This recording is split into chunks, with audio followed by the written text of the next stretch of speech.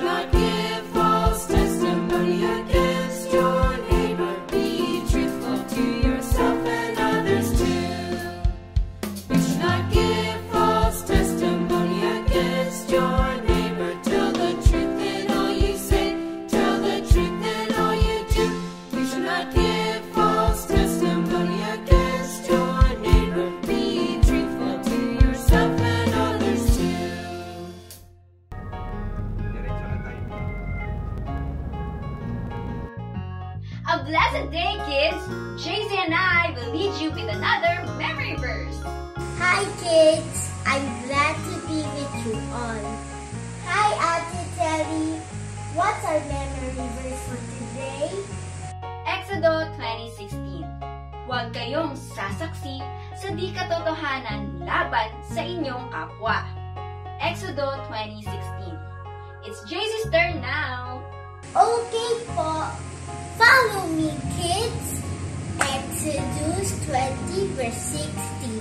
Huwag kayong sasaksi sa di katotohanan laban sa inyong kapwa. Exodus 20 verse 16. Amazing, kids! Alam mo ba, Jaycee, at kayo din mga bata, that this 9th commandment is designed to hold people accountable for the truth of their speech? Nakakalungkot lang isipin na ang mga paninirang puri at chismis ay laganap sa paligid. Rumors are being spread, even online.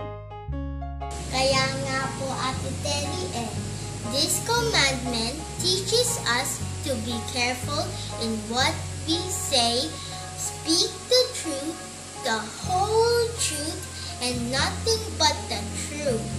Say no to gossiping and lying. That's absolutely right, Jaycee. As believers of Christ, we must not slander nor gossip. And let us be passionate to speak the truth to others. Tayo'y maging magandang halimbawa sa iba sa pagiging pinakamaingat sa ating sinasabi. Thank you for joining us!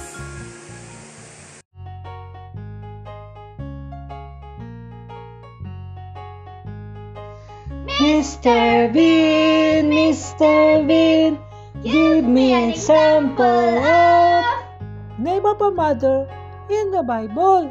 Wow! That's a good one! Tamang-tama dahil ngayong buwan, sineselebrate natin ang Mother's Day. Kaya batiin natin ang lahat ng nanay sa buong mundo ng Happy Mother's Day po! We love you! God bless! Oh, back to our game na.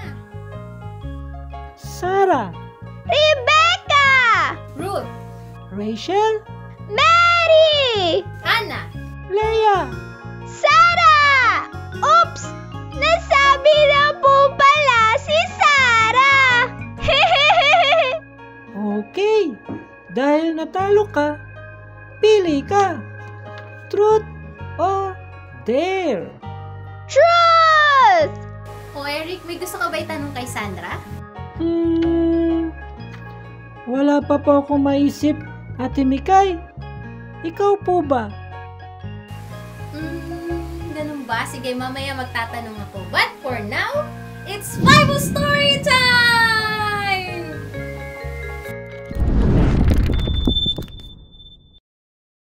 Nagkaisa sa isip at damdamin ng mga disciples. Hindi nila kinoconsider na kanila ang kahit anong ari-arian nila. Instead, shinare nila ito sa lahat. Puno ng kapangyarihan na kinuwento ng mga apostles na nabuhay muli ang Panginoong Hesus. At sobrang pinagpalang silang lahat ng Diyos. Walang naghihirap kahit isa sa kanila. Yung may mga bahay at lupa, binibenta nila mga yun at binibigay ang pinagbentahan sa mga apostles. At dinistribute nila ang pera depende sa kailangan ng bawat isa. Yan si Joseph. Isa siyang Levita na pinangak sa Cyprus. Tinatawag siya ng mga apostoles na Barnabas. Ibig sabihin ay son of encouragement. Binenta niya ang kanyang lupa at pinagkatiwala sa mga apostles ang pera. Sigurado akong madami siyang natulungan at kilalang-kilala na siya dahil sa ginawa niya. Bakit di natin siya gayahin? Ibenta din natin ang ating mga property at sabihin natin na ibibigay natin ng buo ang ating napagbentahan. Pero syempre hindi natin ibibigay ng buo. Ano? Sang-ayon ka ba? Sige, yan ang gawin natin. Nagbenta sila ng asawa niyang si Sapphira ng property nila. Pero hindi niya binigay sa mga apostles ang buong halaga ng pinagbentahan. At alam yun ng misis niya. Sinabi ni Peter sa kanya, Ananias, bakit mo hinayaang kontrolin ka ni Satan at kinuha mo ang bahagi ng pinagbentahan ng lupa? Bakit ka nagsinungaling sa Holy Spirit? Bago mo binenta yung lupa, di ba sa'yo yun? Nung naibenta na, sa'yo pa rin naman yung perang pinagbentahan, di ba? Bakit mo ginawa to? Nagsinungaling ka sa Diyos, hindi sa tao. Nang marinig to ni Ananias, natumba siya at namatay. Natakot ang lahat ng nakarinig nito. Pumasok ang mga kabatang lalaki. Pinalot nila ang bangkay at nilibing. After 3 hours, dumating naman ang misis niya. Wala siyang kamalay-malay sa nangyari. Tinanong siya ni Peter, Sabihin mo sa akin, ito ba ang buong halaga ng lupa na binenta niyong mag-asawa? Opo, yan po. Bakit kayo nag-agree ng asawa mo na itest ang Espiritu ng Panginoon? Nandyan na sa pintuan ang mga lalaking naglibing sa asawa mo at susunod ka na. Natumba agad siya sa pana ni Peter at namatay. Nang pumasok ang mga kabatang lalaki, nakita nilang patay na siya. Kaya binuhat na nila ang bangkay palabas at nilibing sa tabi ng asawa niya. Napuno ng takot ang mga tao sa church at ang lahat ng mga nakarinig nito.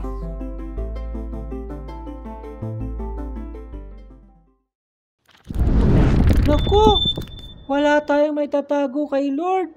Totoo yan. He knows everything. Kaya, it's better to be truthful. Di ba kanina pinili mo ay truth? Opo, truth. Ang tanong ko, what will you do if you realized you had told a lie na nagsinungaling ka? I will confess to God po. Because telling a lie is a sin. Tama yan, Sandra. At syempre, bukod sa nagsisisi tayo, we should ask God to help us stop lying. Saka makipag-ayos din tayo sa mga taong pinagsinungalingan natin. Good job, Eric Sandra. Kids, palagi nating tatandaan na walang mabuting dulot ang pagsisinungaling. Kapag nagsimula tayo magsinungaling, magiging paulit-ulit nito at magiging patong-patong. Nakakalungkot yun dahil patong-patong din tayo nagsisinungaling kay Lord, sa mga taong nasa paligid natin, at syempre, sa ating sarili. Telling lies will only destroy us. Kaya, we should only speak the truth. Ang totoo ay sang-ayon sa salita ng Diyos. Kaya dapat mag-aaral tayo ng salita ng Diyos. Para ito din ang nating nasasabi, naiisip at nagagawa.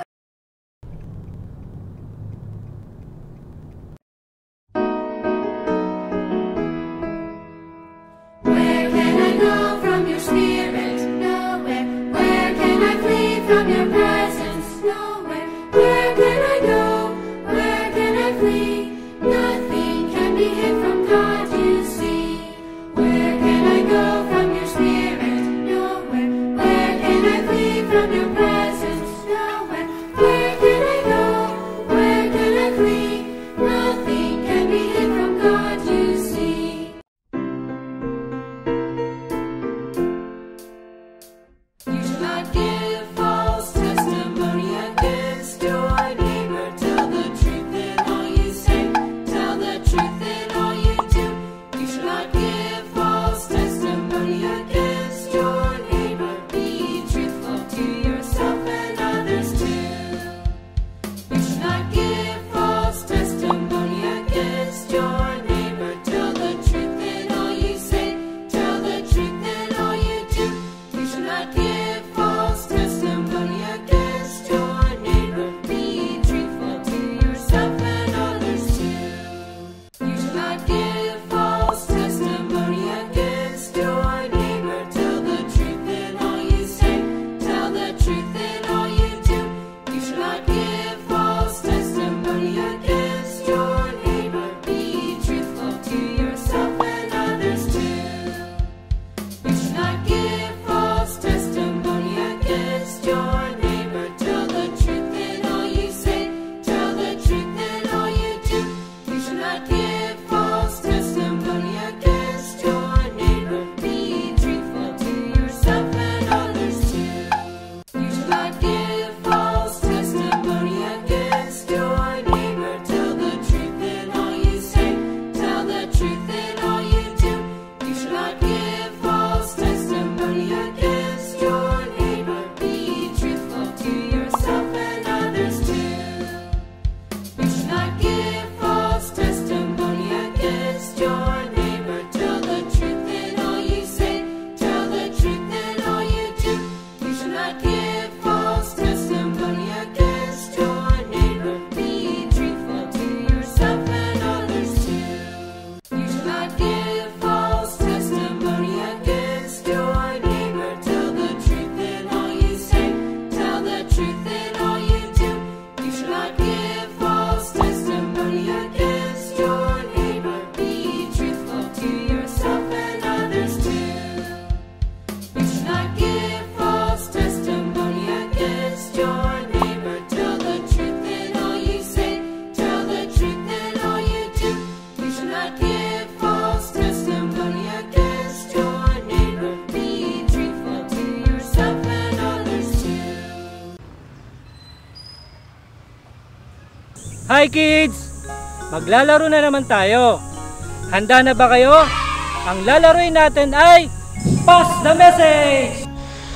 The goal of the game is to successfully pass the message by action. The action is given by the game master. The person in line will pass the message not by words but by action to the next person. It is a group game. The more players, the merrier.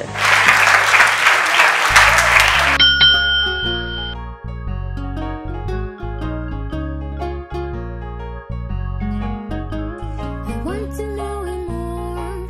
If you would like us, welcome, join us. Committed to equip churches and schools and homes. Christian education is available for each and every one of us that's right.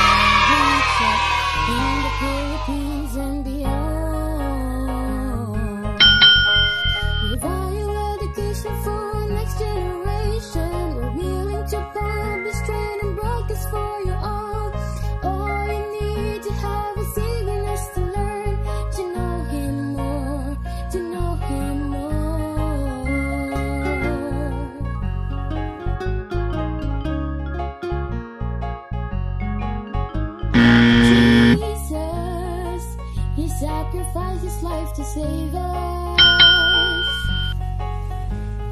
Sinners, that's what we should become. Do you know how and why it happened?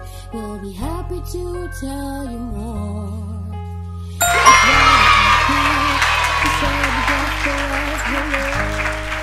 Masarap talaga maglaro mga kids. Paalala lang, lagi tayo magsabi ng totoo. Papuri sa Lord. Hanggang sa muli. God bless mga kids. In this episode, we've learned about truthfulness or pagkamatapat. The Bible lesson came from Acts chapter 4 verse 32 to chapter 5 verse 11. It teaches us that God is all-knowing and He is holy. Thus, He does not tolerate any sins. He punished Ananias and Sapphira for choosing not to tell the truth. Jesus said He is the truth. Nothing can be hidden from Him. So, let us be truthful. Tell the truth, the whole truth, and nothing but the truth. The memory verse is found in Exodus 20:16. Exodo 20:16. Huwag kayong sasaksi sa di katotohanan laban sa inyong kapwa. Exodo 20:16. In addition, the song, arts and crafts, and game all reinforced our lesson about truthfulness. How about you? Share your reflection to us at cece2020.ph@gmail.com.